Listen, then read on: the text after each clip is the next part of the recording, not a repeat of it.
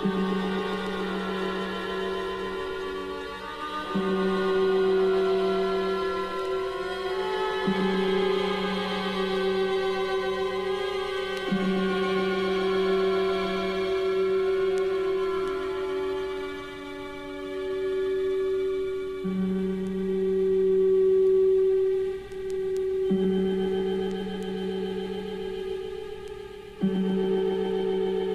evening, ladies and gentlemen.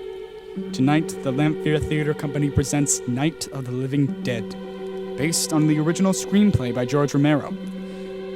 You are now entering the rural countryside of Butler County, Pennsylvania, 1968. Johnny and his sister, Barbara, are now on their way to pay their respects to their deceased father. It is a cool, ordinary evening, much like tonight. Well, that figures. What? No reception in this rotten place. Johnny! Oh, well, look around, Barbara. We're 3 hours away from civilization. Nothing but farmland and graveyards. Nowhere the living souls around for miles. It's where Mom and Dad grew up. Yeah, well, that explains a lot.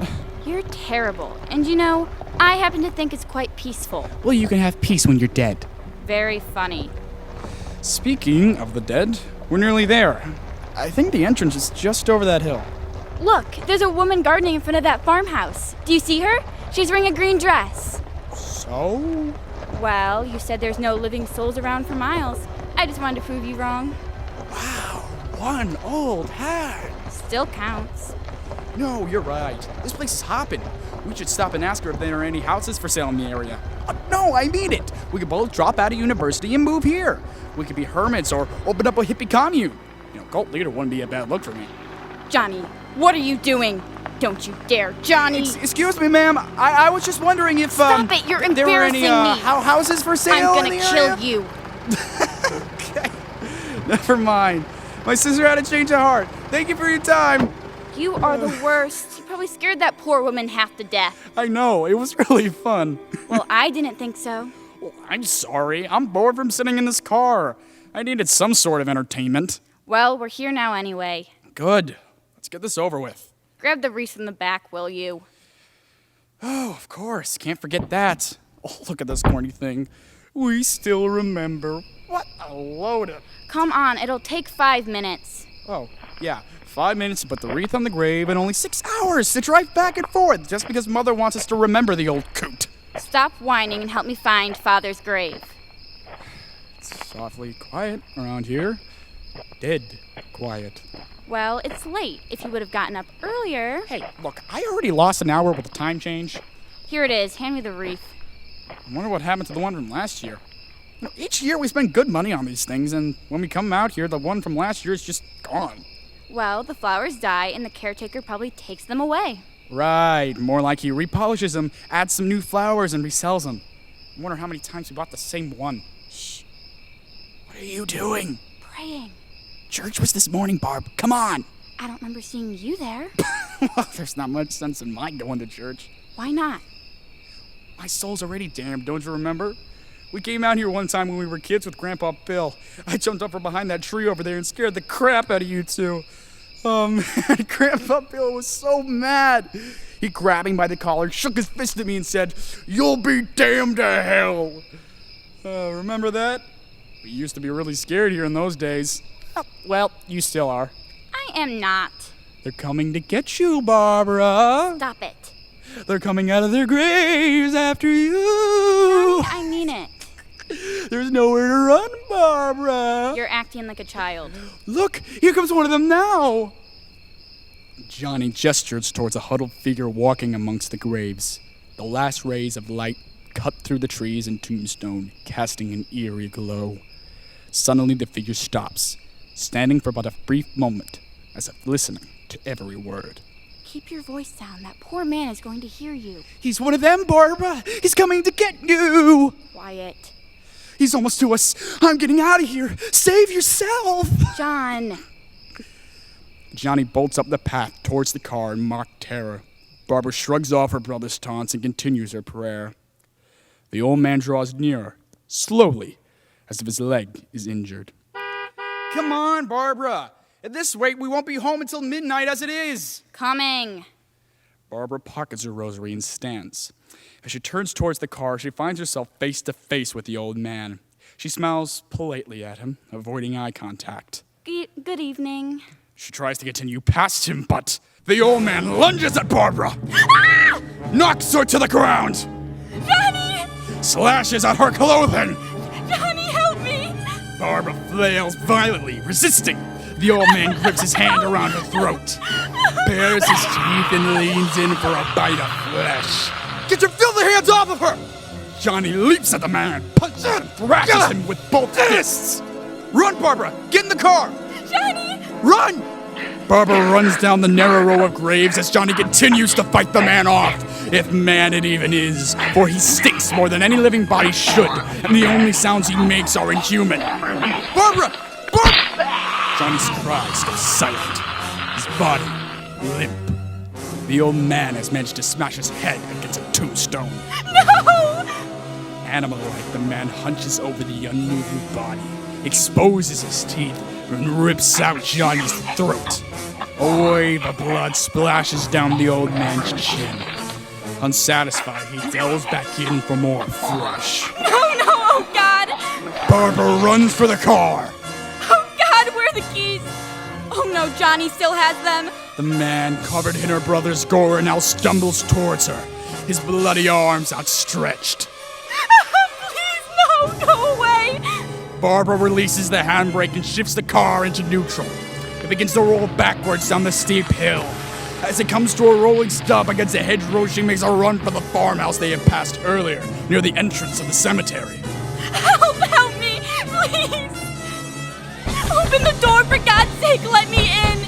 Help me! As the old man approaches, Barbara runs to the back of the farmhouse and discovers the back door wide open. She doesn't even question its broken hinges and torn screen.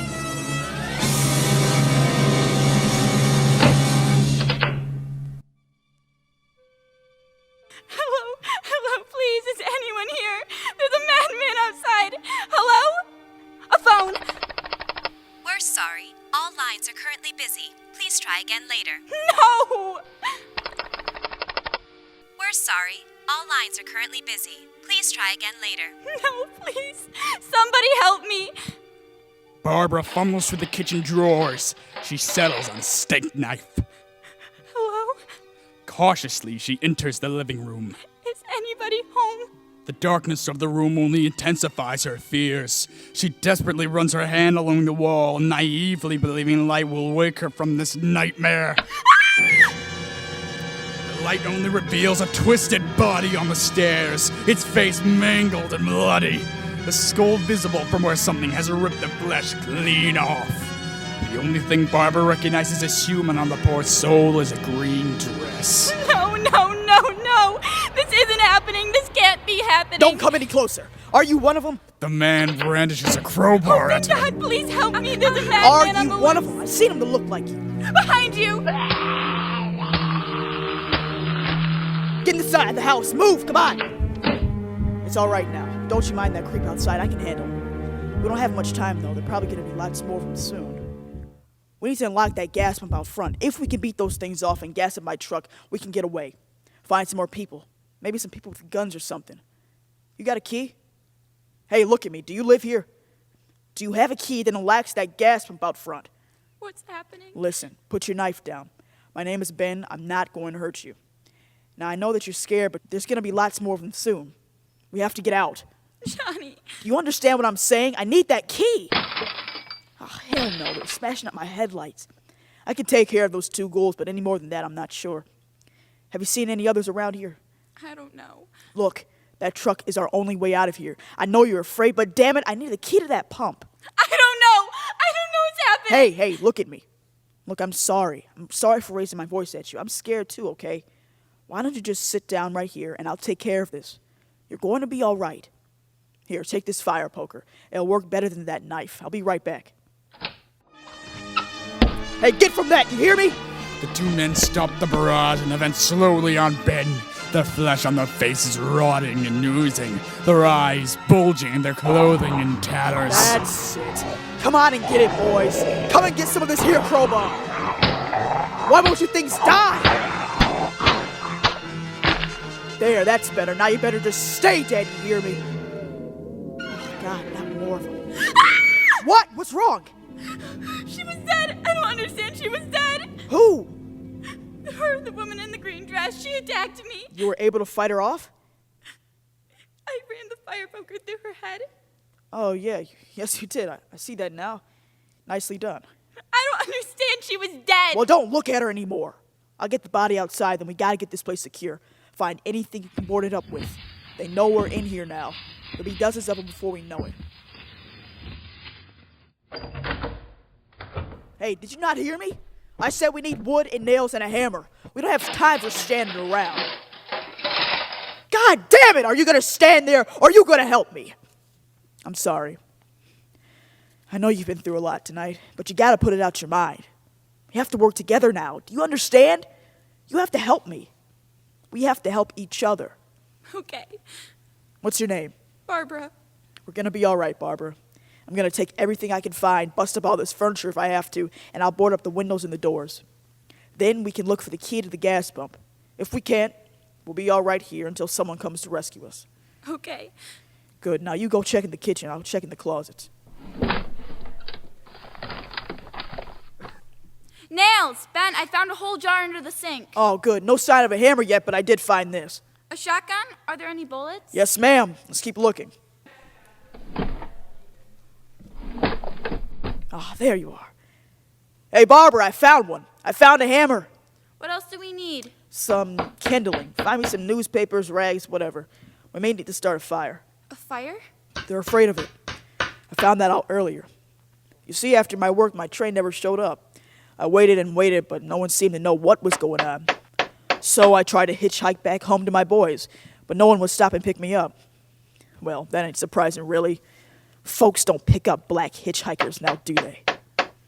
Anyway, when I got to Beekman's Diner just down the road a ways, I discovered a truck with its door wide open, the ignition on, and the radio blaring. You don't want to know what happens to its owner.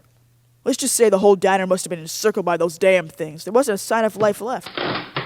So I jumped in the truck to get the hell out of there. But just as I did, a big gasoline semi came screaming down the road. There must have been 10 or 15 of those things chasing after it, grabbing and holding on. Well, I guess the driver must have lost control because he cut off the road and went right through a billboard and crashed into the trees. The whole semi burst into flames. I can still hear the man screaming. But wouldn't you know it, those things, they just backed away from the flames as if they were afraid of it. Well, after that, I realized I was alone with 50 or 60 of those ghouls just standing there, staring at me. So I drove off. I just plowed right through them. They scattered through the air like bugs. We were riding through the cemetery, Johnny and me. We came to put a wreath on my father's grave. And then this man started walking up the road. He came up slowly, and Johnny kept teasing me. "He's coming to get you, Barbara."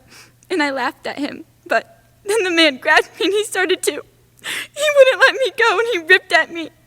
Johnny ran to help, and he fought the man. But I was so scared, I just ran. "Johnny, we have to go and get him, my brother. We have to save him. Please, help me. We have to go get Johnny." Why don't you just calm down? Sit down. "We have to go and get him." Don't you understand what's going on out there? This ain't no Sunday school picnic. "My brother is alone." Your brother is dead. Grab the hammer and nails. I'll board that place up. Hurry. Faster, now this side. Okay, I'll do a few more boards here and then reinforce the others. See if you can get that old radio over there to work. Maybe there's an explanation for all this. Stay tuned to this network for emergency information. Due to the obvious threat and developing crisis gripping the Turn it nation, up. this station will remain on air day and night. At this hour, we repeat, these are the facts as we know them. There is an epidemic of mass murder being committed. The murders are taking place across the country with no apparent motive or reason for these slayings. It seems to be a sudden general explosion of mass homicide. Eyewitnesses say the assassins are ordinary-looking people that appear to be in a kind of trance. Others describe them as grotesque. At this point, there is no authentic way for us to say who or what to look for. Law enforcement urges all citizens to remain inside their homes. Keep all doors and windows boarded shut. We repeat, The safest course of action at this time is simply to stay put wherever you are behind locked doors. Do not venture outside for any reason until the nature of this crisis has been determined and we can advise what course of action to take. Well, I guess that settles it. We're here for a while. I take it you probably already tried the phone. Barbara? No, that's all right. You're in shock. You don't have to answer me. We're sorry. All lines are currently busy. Please try again later. Well, doesn't that just figure? Ladies and gentlemen, this just in. Civil defense authorities have confirmed that the murder victims are showing evidence of having been partially devoured by their murderers. Medical examinations of the victims' bodies show conclusively that the killers are eating the flesh off the people they kill. I saw it. I saw it rip out Johnny's throat with his teeth. Hey, you and me is going to be all right. You certainly took care of yourself with that woman in the green dress, didn't you? All you've got to do is keep your head and don't be too afraid. We move faster than they can, we're smarter than they, and we're stronger than they are. We're going to stop them, okay? We're going to be all right. What was that? It sounded like it came from the kitchen. Get behind me, quick! Ben raises his shotgun. Freeze! Don't shoot! Don't shoot! We're from town! We're not one of them! Stay where you are. Please! My name is Tom. He's just a kid. Put that shotgun down. Where the hell did you two come from? The cellar! Lower your gun. We mean you no harm. We just came up for supplies. How long have you been down there? We could have used some help. Didn't you hear the racket you've been making? It's hard to hear what's going on from down there. The girl was screaming. Surely you must know what a girl screaming sounds like. Like I said, how are we supposed to know what was going on? Sounded like the place was being ripped apart. Could have been those things for all we knew. Whoa, now wait a minute. You just got finished saying we couldn't hear from down there, and now you say it sounded like the place was being ripped apart? It would be nice if you got your story straight, you know. I don't have to explain myself to the likes of you. Last time I checked, I was the one with the gun in my hand. How dare you threaten me? Why doesn't everybody just calm down for a second? Please. We're real sorry we didn't come up and help, mister, but, well, Harry has a wife and kid downstairs. The kid's hurt. Pretty bad, too. Oh, I'm sorry to hear that. Oh, I'm sure you are. Harry, come on. We have to work together. You think you can handle that, Harry? Us as equals. I don't have much of a choice now, do I? Grab that board at your feet. We need to reinforce this area over here. Like hell I am. We need to get some food and get back downstairs in the cellar before any of those things bust in. They can't get in. You got the whole place boarded up? Yeah, most of it. All but a few windows upstairs. There won't be a hard fix, especially now that I'll have your help. You're insane. The cellar's the safest place to hide right now. I'm telling you they can't get in here. And I'm telling you, those things turned over our car. We were damn lucky to get away at all. You actually think those things get through this lousy pile of wood? We could strengthen everything up, Mr. Cooper. Make it a fortress. You're both crazy. You know that? You got a million windows up here. You're never gonna make them strong enough to keep those things out. I told you, those things don't have any strength. I smashed two of them and pushed the other out the door. Even she managed to do one in all by herself. Did you hear me when I told you they turned over our car? Oh, hell, any good 5 men could do that. That's my point. Well, there's not going to be 5, or 6, or even 10. There's going to be 20, 30, maybe 100 of those things. Well, if there are that many, they'll probably get us wherever we are. Look, the cellar only has one door, right? Just one door. That's all we have to protect. Have it fixed so it locks and boards from the inside. But up here, all these windows, why? We'd never know where they're going to get us next. You got a point, Mr. Cooper, but down there in the cellar, there's no place to run to. I mean, if they did get in, there'd be no back exit. We'd be done for. Ugh. We can get out of here if we have to. We've got windows to see what's going on outside. But down there with no windows, if a rescue party did come, we wouldn't even know it. Look, the cellar is our safest bet. The cellar is a death trap. Sorry, but I think he's right, Mr. Cooper. You know what? You two can do whatever the hell you like. I'm going to gather up some food, and then I'm going back down there. Then I'm going to board up the door, and I'm not going to unlock it again no matter what happens. So you better decide quick. Now, wait a minute, Mr. Cooper. No! I've made my decision. You make yours. Mr. Cooper. Forget him. Grab that board and come help me cover this gap over here. Sure thing, Mr. Sorry. I don't know your name. Ben. Ben. Barbara. Hey, find me the longest nail you can from that jar, will you? Barbara? What's wrong with her? She's been on that couch staring at that wall ever since we came up here. Her brother was killed by one of those things a few hours ago. It attacked her, too. I reckon she's in shock, but she'll come around again. A bunch of us were on our way down to the lake when we heard reports about all this. Someone had a radio on them. We just laughed it off, thought it was a joke. We weren't there more than 10 minutes before a bunch of those things showed up. We all scattered in the chaos. A few of us got away in cars, but the rest of us had to run. I sure hope everyone made it out okay. Well, you're lucky you found this house then. It's not that far from the lake. I actually knew the old woman who lived here. Did some odd jobs for her over the summer. Discovered her dead body on the stairs when I got here. No sign of her husband anywhere. Not sure what happened to him, but pretty soon after that, the Coopers showed up, and we went down into the cellar and put a metal bar across the door. It's pretty strong, I'll say that. I think we need to patch up this hole by the window there. It's just too big. This one here? Yeah. Hey, Ben, there's 6 or 7 of those things out here right now. Yeah, I'm probably more in the back. Don't stand too close. But see if you can get it. He's got my arm! Help! Get him Let off! him go, you filthy animal! The dirty hand has Tom by the wrist and pulls it through the jagged hole that's created in the window. Shoot him! Ben aims the shotgun in. The rotten, putrid hands release Tom, and the thing falls back into the darkness. Good God! You shot him and he's still alive! He's just walking around like nothing happened to him! Damn you! Damn you to hell! Tom? Oh, Tom, are you okay? I heard you screaming. I was so frightened that one of those things got you. I'm all right, Judy. One did take a bite of me, but I'm okay. How many more people do you got down there? This is my girlfriend, Judy. It's just us and the Coopers. Why? Oh, how old are you kids? 17? Oh, great. What? Oh, nothing. It's just one heck of an army we got here. 3 teenagers, a middle-aged couple with a sick kid, and me. Oh, God, Tom. We need to clean this out and bandage it up right away. It looks terrible. I'll be okay, Judy. It's not as bad as it looks. No, she's right. Go get it cleaned up.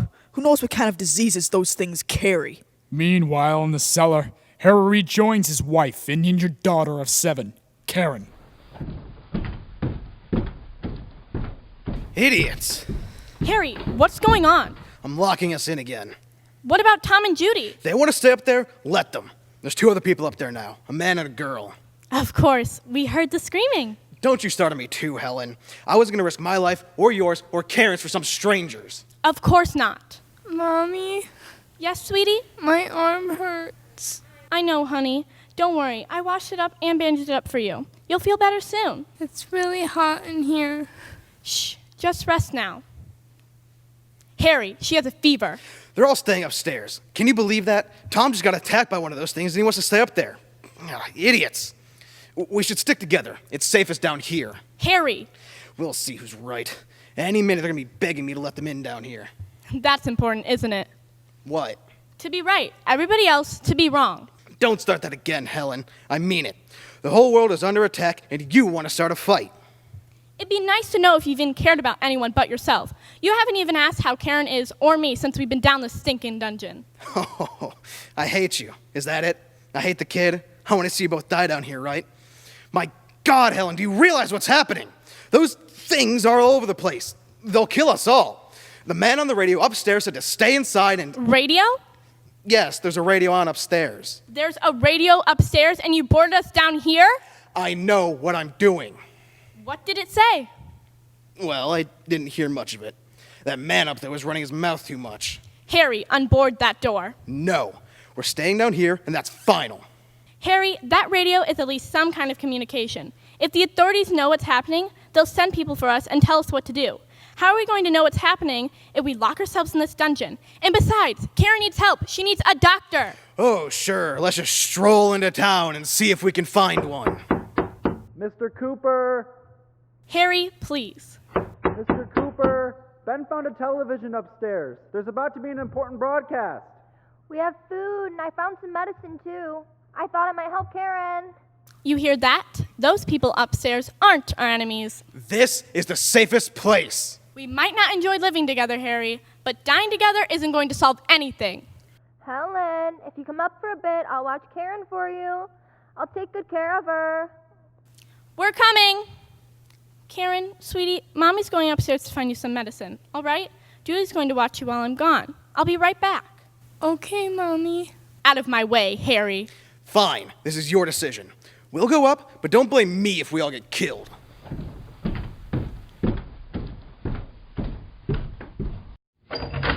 Thank you, Judy, for watching her. Of course, Mrs. Cooper. You need a break anyhow.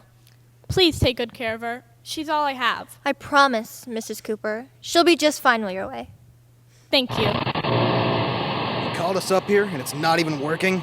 Sure it is, Mr. Cooper. We got a picture. What good is a lousy picture if we don't have any sound? Try fiddling those rabbit ears a bit, Tom. This place is ridiculous. Look at it. There's a million weak spots up here. Well, why don't you pick up a hammer and do something to help then? Look at the way you got the windows boarded up. You can't see a damn thing. There'd be 50 million of those monsters out there and we wouldn't even know it. No, by all means. Take down the boards and stick your head out and let us know how many there are. May I sit next to you? My name is Helen. What's yours? Johnny.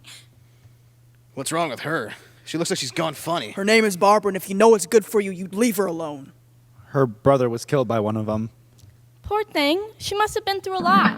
The rest of us haven't. Wave of murder which is sweeping the nation. It's on! It's working! According to the National Civil Defense Headquarters in Washington, a widespread investigation of reports from funeral homes, morgues, and hospitals have concluded that the unburied dead are coming back to life and seeking human victims. We repeat, the dead are to blame for these horrific attacks. It's hard for us to believe what we're reporting to you, but it is now a confirmed fact. We turn now to Dr. Grimes of NASA for an explanation of this grisly phenomenon. Dr. Grimes, you recently concluded a meeting with the President of the United States, the FBI, and CIA. Is your involvement in these meetings related to the recent destruction of a satellite shot to Venus? The one that was purposely destroyed by NASA when scientists discovered it was carrying a mysterious high-level radiation with it? Yes, that was the subject of the meeting. Could that radiation be somehow responsible for the murders we're now suffering? First, let me stress the importance of seeking medical attention for anyone who's been injured in any way. We don't know yet what the complications might result from such injuries by one of these beings. Second, yes, the Venus probe did carry an unusual amount of radiation, certainly enough to cause mutations. Any dead bodies should be disposed of at once, preferably cremation. How long after death, then, can the body become reactivated? We don't know for sure. In some cases, matter of minutes. Well, that doesn't give people time to make any arrangements. No, you're right. No funeral arrangements should be made. The bodies must be carried out to the street and burned immediately. Soak them in gasoline and burn them. Now, if you'll excuse me, I have another meeting to attend. Dr. Grimes! I'm sorry, no more questions. Ladies and gentlemen, we now take you live to Butler County, Pennsylvania, where police and vigilante groups are in the process of combing remote areas in search and destroy missions. These patrols are attempting to evacuate isolated families, but rescue efforts are proceeding slowly due to the increased danger of nightfall and sheer enormity of the task. Sheriff Conan McClelland of the County Department of Public Protection. Things ain't going too badly. The men are taking it pretty well. We killed 19 of them today, right around this general area. What's your opinion, then? Can we defeat these things? Me and my men can handle them okay. We ain't lost nobody or suffered any casualties. All you gotta do is shoot for the eyes or beat them down or lop off their heads. Even if I was surrounded by 2 or 3 of them, do you think I would stand a chance? If you had yourself a good club or a good torch, sure, you can hold them off or burn them to death. They catch fire like nothing. But the best thing to do is shoot for the eyes. Do you have any other advice for our listeners? Don't wait for us to rescue you, because if they get too far outnumbered, you're done for. We're doing our best, but we only got so many men and a whole lot of open country to comb. If you can, arm yourself to the teeth, get together in a group, and try to make it to a rescue station. That's the best way. If you're alone, sit still and wait for help. We'll try like hell to get there before they do, but it may take days. That was Sheriff McClelland with the County Department of Public Protection. As you can see, ladies and gentlemen, although we initially advised you to stay inside behind locked doors for safety, we now suggest that all able-bodied groups to escape to the nearest rescue station. These stations have food, shelter, medical treatment, and protection by armed National Guardsmen. Stay tuned to your local broadcast for a list of rescue stations. This list will be repeated throughout our news coverage. Look for the name of the one nearest to you and make your way to that location as soon as possible. Did you hear that? They have doctors and medical supplies. If we could get there, they could help Karen. How are we gonna bust out of here, Helen? We got a sick kid, 3 women, one of them out of her head, and 3 men. There's probably a million of them things outside just ready to pounce. Willard, I just read it on the screen. It has a rescue station. It's only 17 miles from here. We got that truck I found out at the diner out front.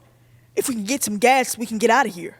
There's a gas pump out by the shed. I know. That's why I pulled in here, but it's locked. There was a key ring in the cellar. I saw it. There may be a key to the gas pump on it. Well, go get it. And see if you can find anything flammable. We're gonna need lots of jars or empty bottles, too. Harry, make yourself useful. Go upstairs and get some sheets.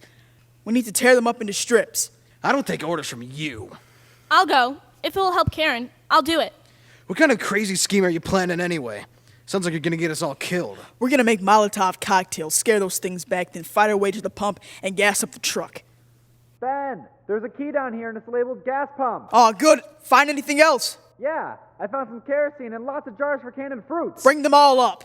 You're crazy. You know that? If you ask me, we should just stay put. Well, thankfully, nobody's asking you.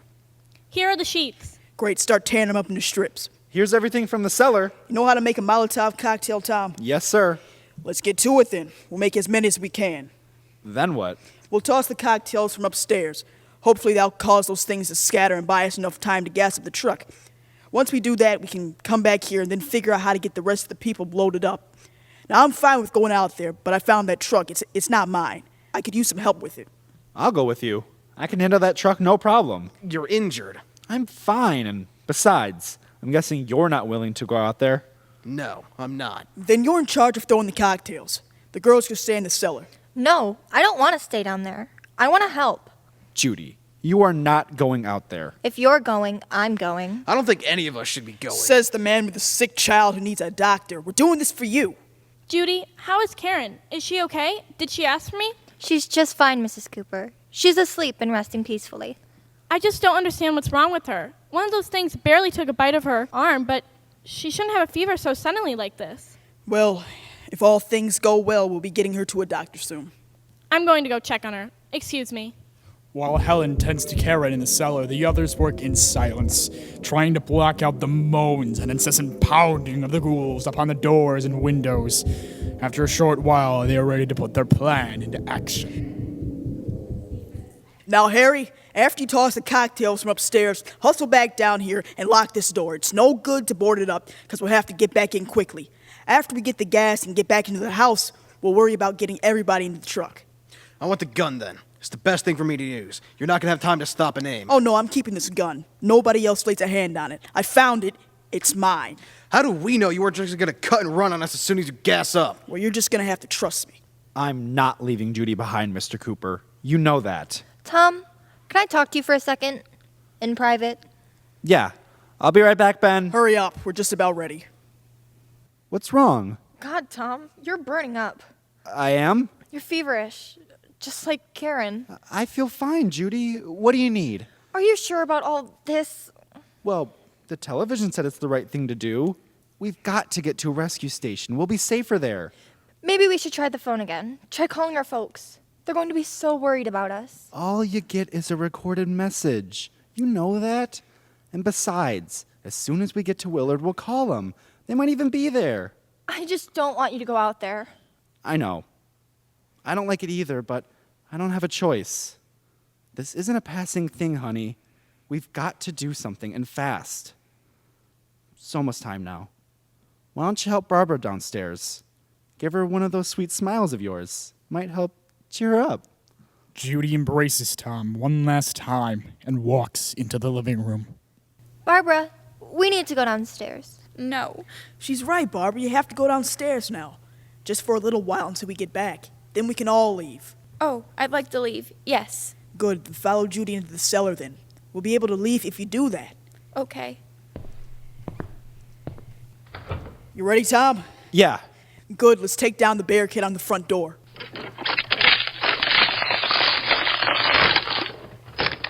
Harry, you ready upstairs? Yeah. We just about have the boards taken down. Start tossing them.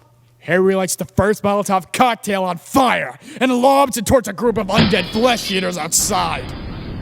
A few catch fire, the others start to back away from the shower of flames that rain down from the upstairs window. That's all of them. Go ahead. Go on. Now, Tom. Tom and Ben burst into the yard, armed with torches and a gun. They head towards the truck, swinging flames on any creature that gets too close. Tom, wait! Get back in the cellar. No, I'm going with him. Tom! Judy? From behind, one of the ghouls grabs Judy by the hair and yanks her to the ground. Judy! Stay in the truck and get it started. I'll get her. Ben makes his way over to them, dodging outstretched, rotting arms along the way. He plunges a torch into the chest of Judy's attacker. It immediately catches fire and shrinks away. By now, more of the undead begin to surround them. Stay behind me and stay close. I will. Okay, get in. Get in. Judy jumps up in front with Tom, barely securing the lock before hands pound against the window. What were you thinking, Judy? I'm sorry. I had to be with you. Ben hops into the truck bed, waving his torch in every direction to ward off the onslaught of flesh eaters. Tom, get us out of here. The truck starts up and careens in a U-turn for the old shed with a gas pump. Ben aims and fires several shots at those in pursuit.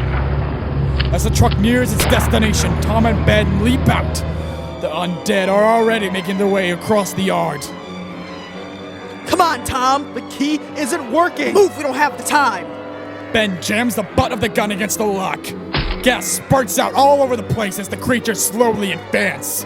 Hurry, gas it up quick. I'll hold him off. Tom, careful. Your torch. What? You've set the ground on fire. The flames spread, inching ever closer to the gasoline-doused truck and pump. Shit, there's more of them than we thought. Tom, watch it. The fire's spreading. We have to get out of here before the pump explodes. Right, get in. No, that's not what I meant. Tom, they're busting in. Ah! Hurry, get us out of here. Tom! Wait, the truck's on fire. You left Ben. What was I supposed to do? They broke through the glass. They nearly got you. We should get back to the house. I'm trying. They're all around us. Tom, we're on fire. The truck is on fire. What? Oh God, get out. Get out before the truck explodes.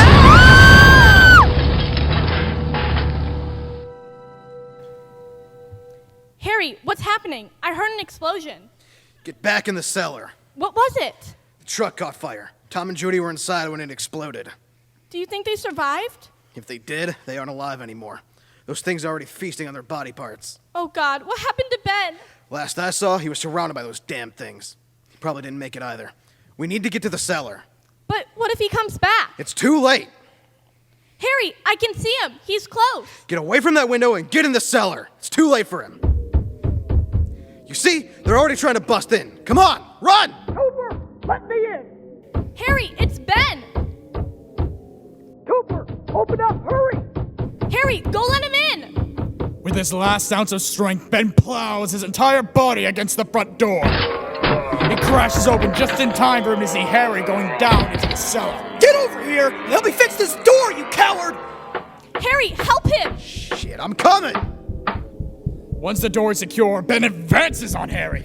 You rotten! No. Next time you try something like that, I'll kill you! I'll drag you out there and feed you those things! Did you get the truck, Ben? Are we leaving soon?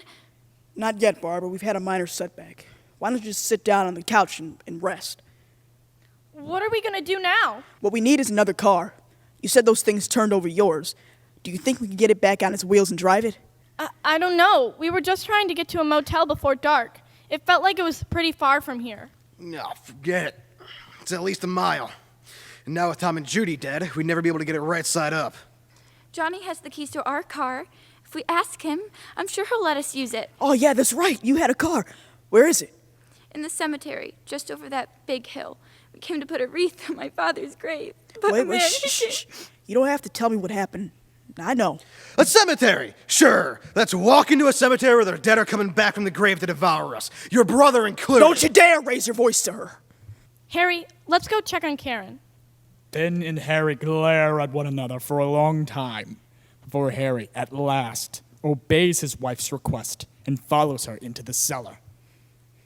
Karen, come on, honey. Talk to me. I'll make you feel better. Hungry.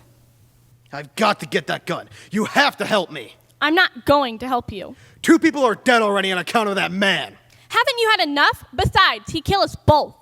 Fine. If you're not going to help me, I'll do it myself. Karen, sweetie, don't worry. Mommy's here. Hungry. Karen? Karen's eyes dart wide open. Her face slowly turns towards her mother's. Karen? Baby! Hungry. Karen rises from the table and advances. Karen! Hungry. Karen grabs a pitchfork off the cellar floor and lunges towards her mother. No, put that down. Karen! Upstairs, Helen's cries are muted by another scream that pierces the living room. Ben, they're getting through. The creatures from the outside are beginning to weaken the barricades. The walls themselves are starting to come apart. Ben is on his feet trying to reinforce the board. He works furiously. Help me! We're all going to die. We're all going to die. Harry! Harry!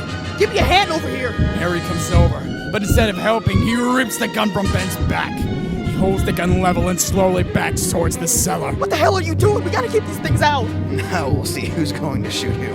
I'm going to the cellar, and you can rot up here, you crazy bastard. You and that deranged girl. Harry's hand goes for the cellar door, but at that moment, Karen leaps upon him from behind. Hungry. Yeah!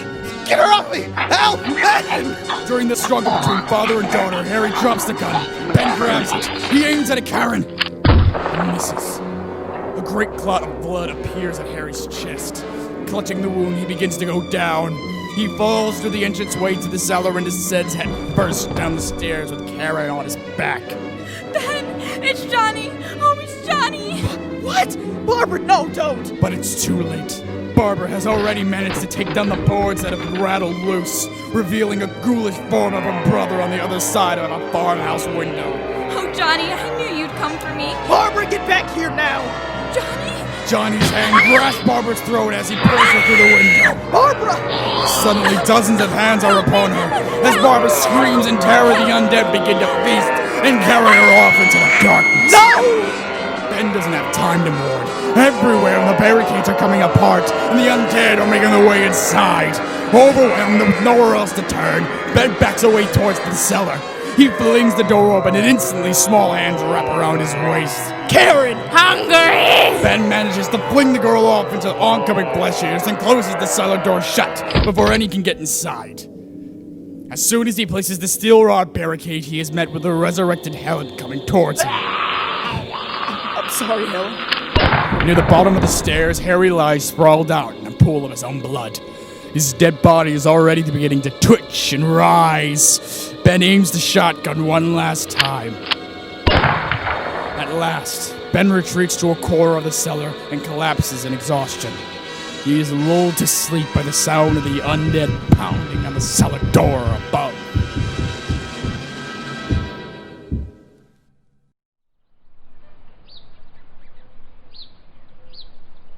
Hey, Sheriff, we've been going all night. The men are dog-tired. How many more houses before we can take a break?